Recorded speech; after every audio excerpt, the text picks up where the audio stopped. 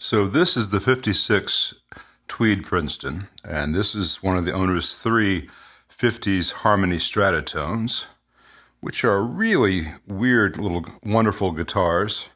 Some of you are thinking, ooh, that's cool, and some of you are thinking, ooh, what a piece of junk, and you're all correct. This is a poplar body neck-through guitar, short scale, had an acoustic kind of bridge, had no real grounding to the strings, a lot of problems, great natural sustain to the guitar, and a wonderful sounding, kind of odd, cheap little single coil pickup. And so my buddy Bobby Scobie and I have done a lot of work on these guitars for the owner. And Bobby put a intonated bridge on these, and it's grounded, and did a lot of shielding and good work. The original guitar had two 50K pots, which was a tremendous load on the single coil pickup. And on one of his guitars, I wired this switch here, which is originally just turning the tone circuit on and off, into a switch which would change this pot here from 250K to 50K, so we could go between the stock sound and a little more output and clarity. On this guitar, Bobby did this. He did dual 500Ks, and the owner likes the guitar, and he loves the way this one plays, but he felt it was just a little too bright.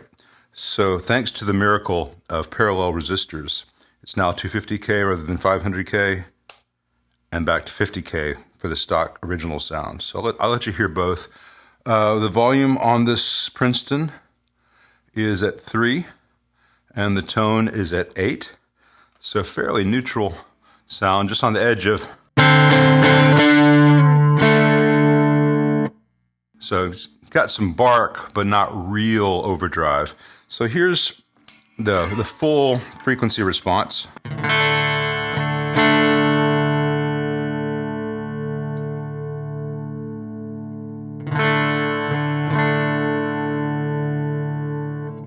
So it's real, and it affects the tonality, but it's not a drastic thing. But this is a 50K volume, and I've turned this down to where it's at 50K, the tone pots. So 50K, just like in stock.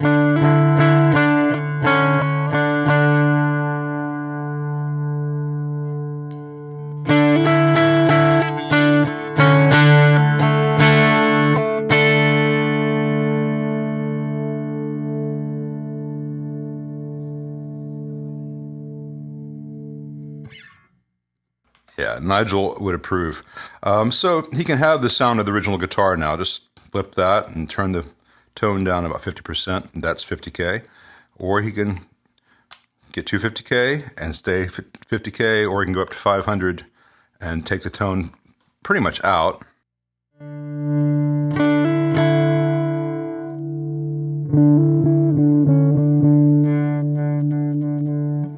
little bit of scratchiness there. And sometimes a little bit of scratchiness comes and goes here. So I've got to open this up and give them another spray.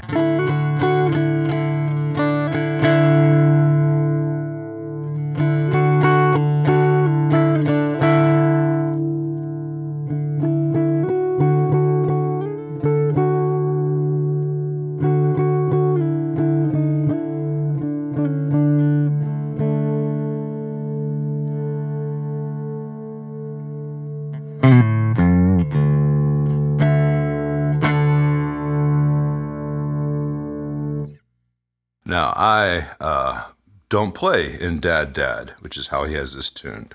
So I'm just fumbling. It's pretty easy to play melodies on this thing, though I made one mistake there.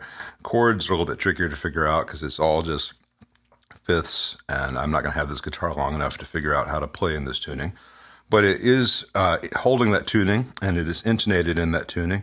And aside from needing to clean those pots out a little bit, it's sounding quite nice. So let me change to a guitar with which I'm a little more familiar, and then we'll do a little bit more on this 56, then we'll go to the 64, then we'll go to the 76, because it's Princeton Day, continued. This is my buddy's Japanese limited edition 62 Sheridan. Not Sheridan, yeah, Sheridan. Looks like a Riviera, but this one's called the Sheraton.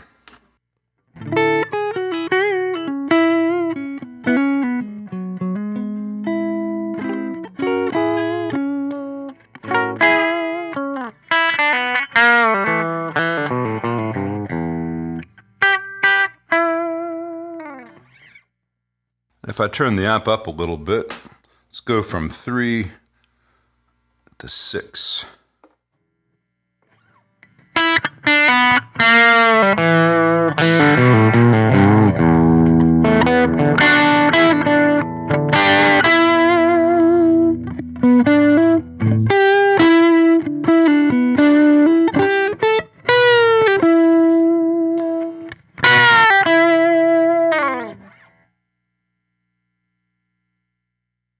Back down to 3.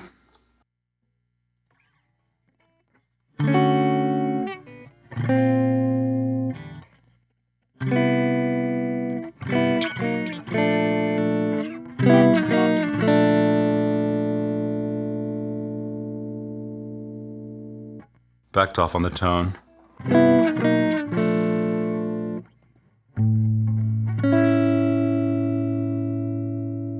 My legs got the shakes. Sometimes I sit on this guitar stool. It's actually a drum stool, but my leg just starts going. I can't stop my leg.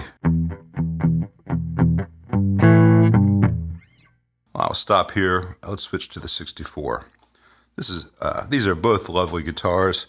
Very different in intent, very different in execution, both full of music. So what else do you need? The amp doesn't hurt. Okay, sticking with the Sheraton into the 64 Princeton Reverb. This one's got the original Oxford speaker. I didn't mention it earlier, but the speaker in that 56 Princeton is a WGS GC8, which is really nice.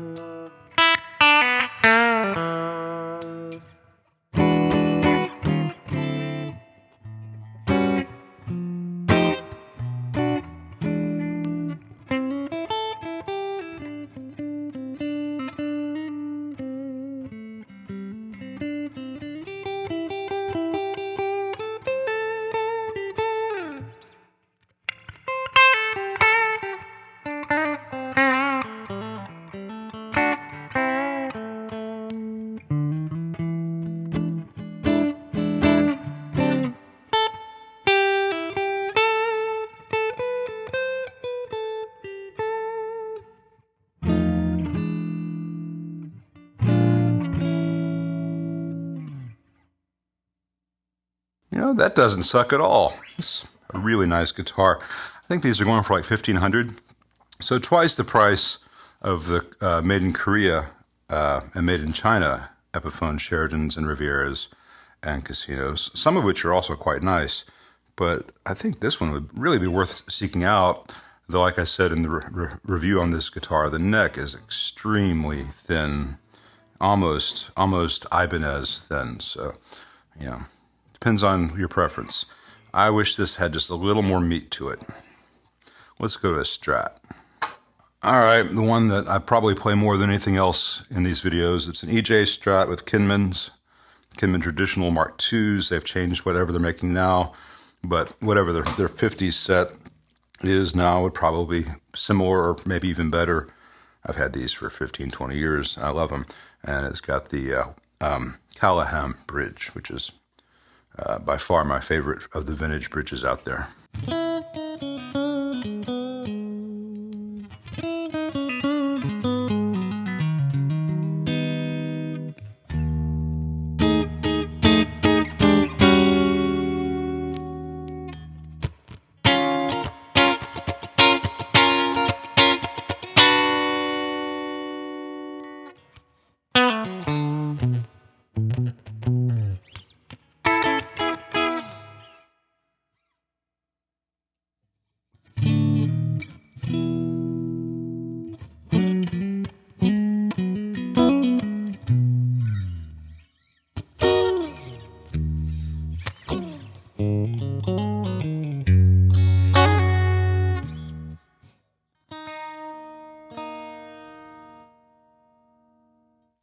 Anyway, let me tune this up. I think that's enough for the 64. That sounds great. It ought to. It's a really nice Strat. into a really nice example of a 64 Princeton. And for some reason today, my playing is a little less inept than others. It comes and goes. Imagine how good you'd sound with these things. All right, this is the 76 Princeton, and all the controls are set the same. So 3, 6.5, 6.5, just under 4. There'll be some variations due to pot tolerances and tapers, and this has a different reverb tank. This amp has a relatively rare, for a Princeton, Jensen C10N, which is the baby brother of the C12N associated with twin reverbs. This is a fantastic sounding speaker. The 64 had an Oxford. This one has got the Jensen C10N, and it sounds a little like this.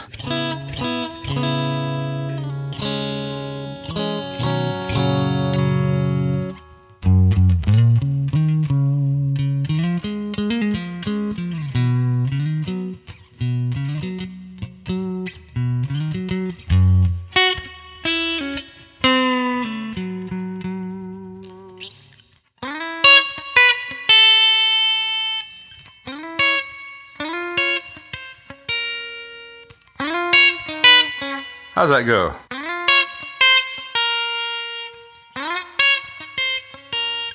I'm in the wrong key. That's why it sounds weird. That happens.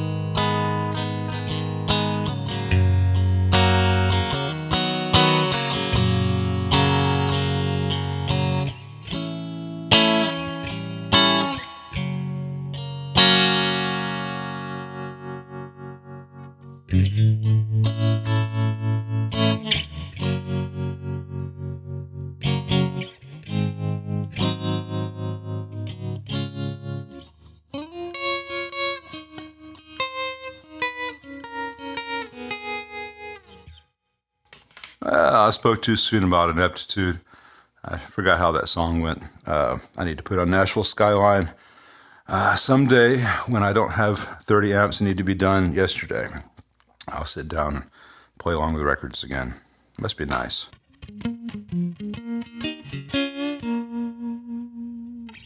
Anyway, the guitar and the amp sound good. Let's switch to one more guitar, because we can. All right, let's see how this does with a little more oomph out of the guitar.